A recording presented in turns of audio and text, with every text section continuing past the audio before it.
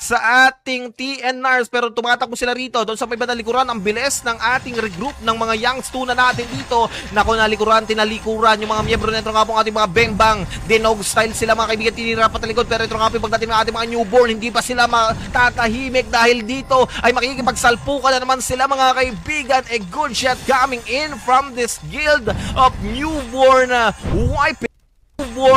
wiping out those two guild, the Youngs Tuna and the Bembang. Pero ang ating mga Youngs Tuna ay mukhang only portal talaga itong mga kaibigan. Dito nga po, pakipagsalpukan na dito nga po sa ating mga newborn. Ako po, sa may bandang kanan, ando doon yung ating mga Bembang.